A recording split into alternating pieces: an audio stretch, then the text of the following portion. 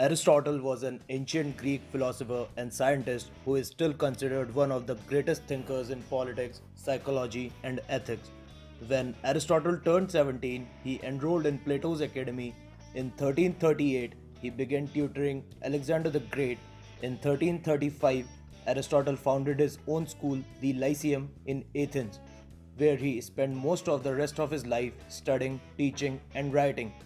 Some of the most notable works include Nichomachean ethics, politics, metaphysics, poetics, and prior analytics.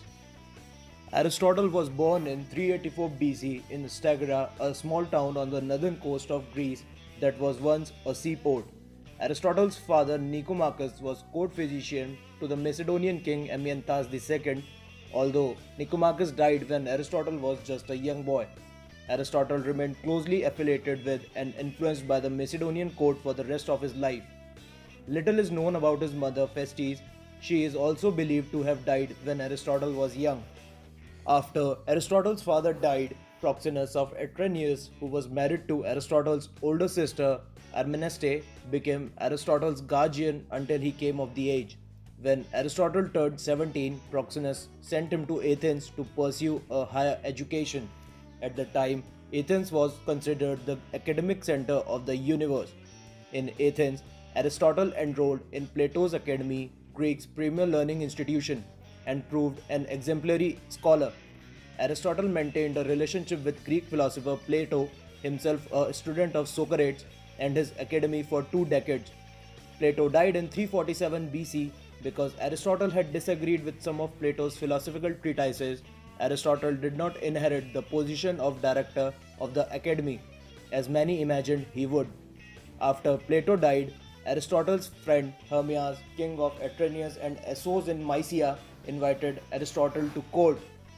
Aristotle wrote an estimated 200 works, most in the form of notes and manuscript drafts, touching on reasoning, rhetoric, politics, ethics, science, and psychology. They consist of dialogues, records of scientific observations, and systematic works. His student Theophrastus reportedly looked after Aristotle's writing and later passed them to his own student Neleus, who stored them in a vault to protect them from moisture until they were taken to Rome and used by scholars there. Of Aristotle's estimated 200 works, only 31 are still in circulation, most date to Aristotle's time at the Lyceum.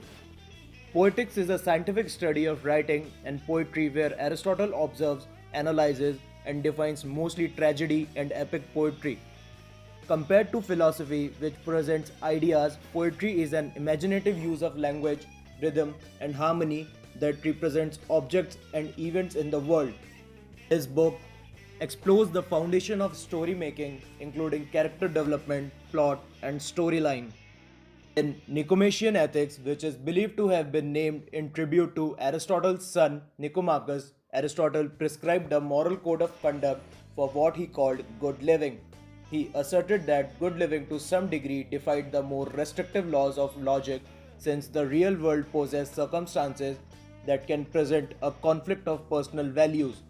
That said, it was up to the individual to reason cautiously while developing his or her own judgment.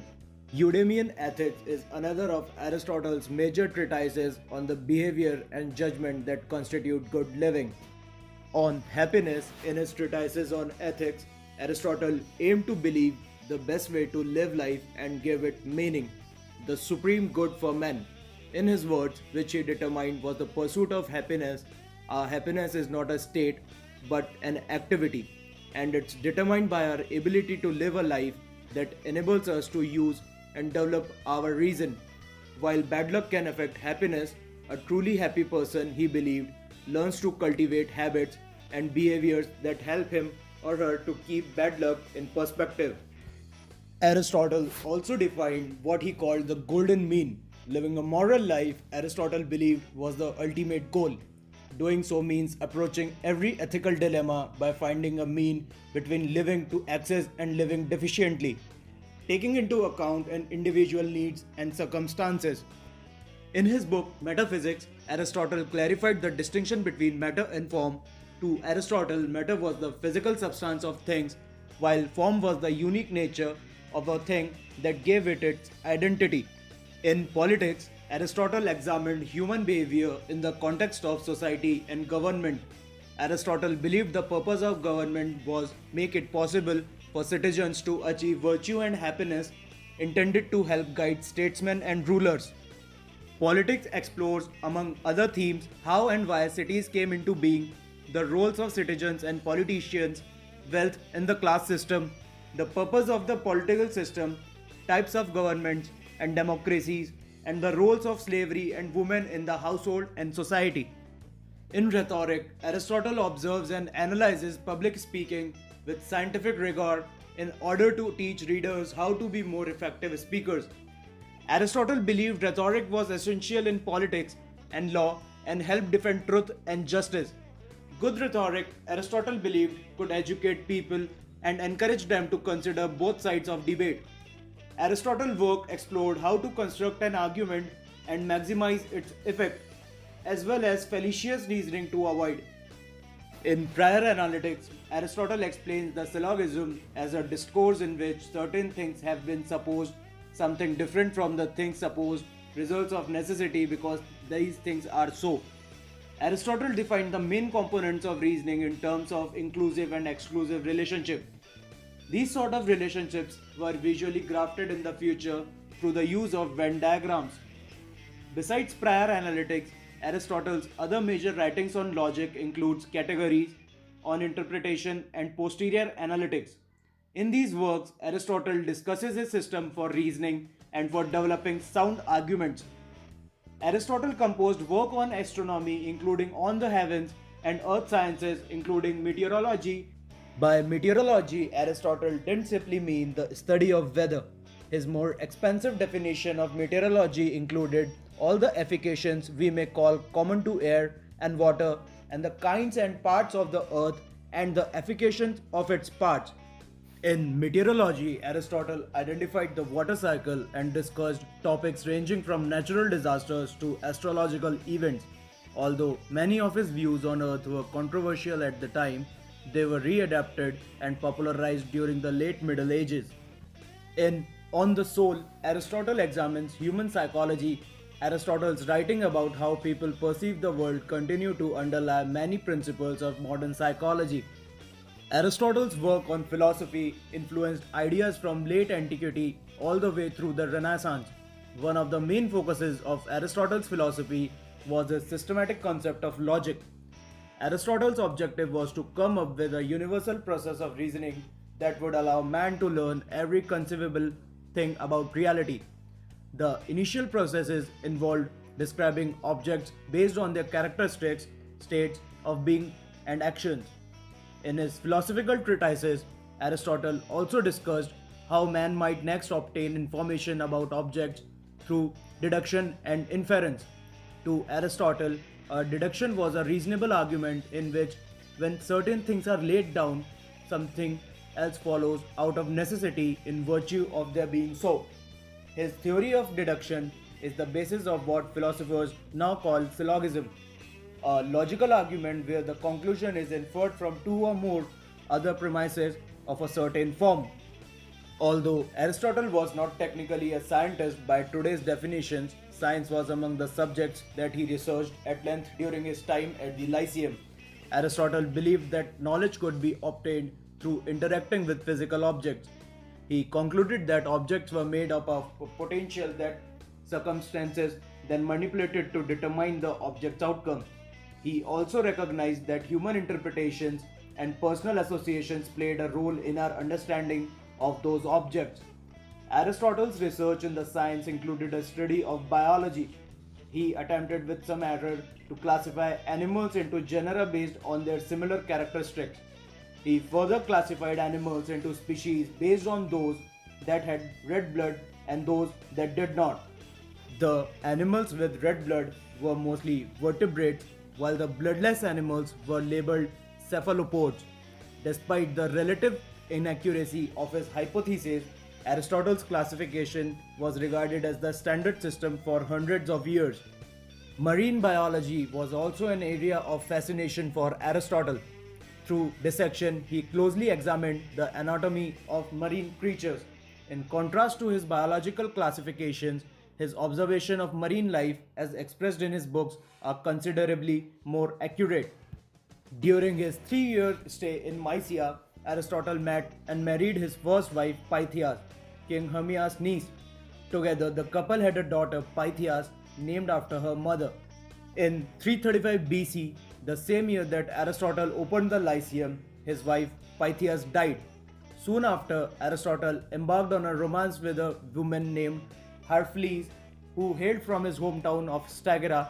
According to some historians, Herphles may have been Aristotle's slave, granted to him by the Macedonian court.